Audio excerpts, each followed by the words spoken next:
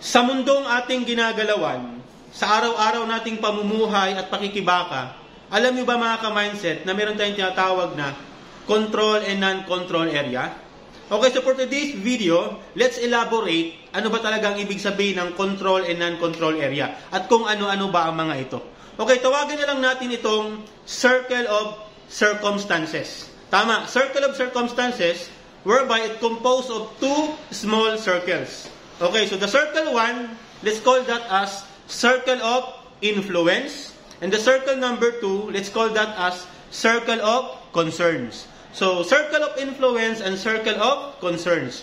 So, ano bang pinagkaiba ng dalawa mga ka-mindset? Okay, so, unahin natin yung circle of concerns. So, ito po yung mga, it's out of our control. So, ibig sabihin, ito yung mga non-control area natin or hindi natin kontrolado. Let's say, for example, act of God.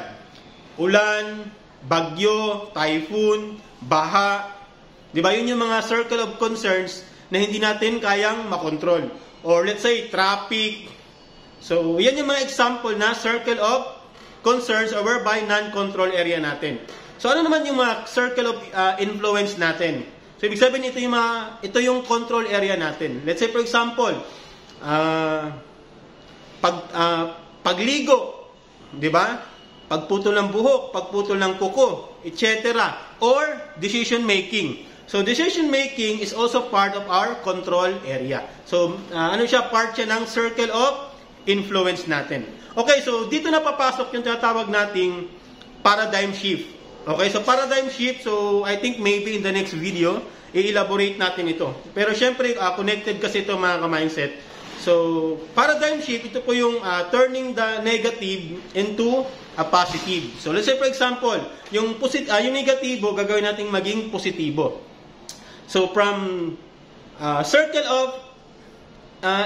of concern to circle of influence. Ibig sabihin, from non-control area, magiging control area natin. Let's say, for example, ulan.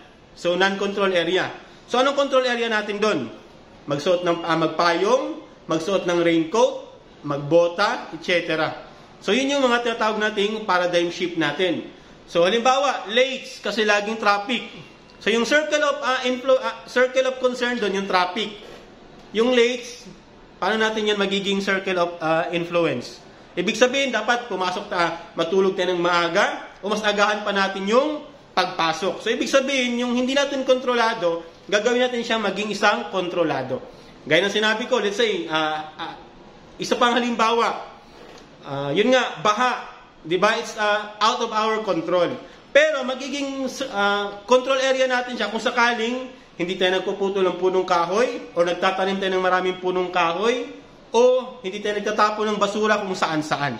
So, nag-gets nyo ba mga ka-mindset, the paradigm shift? Yung non-control area into control area. So, dapat sa araw-araw nating pamumuhay at pakikibaka, alam dapat natin kung ano yung control area natin at hindi natin control area. At kung hindi natin control area, paano natin siya maging isang control area. So, dapat ganoon tayo mag-isip mga ka-mindset. Okay? So, sana may natutunan at sana nakatulong mga ka-mindset.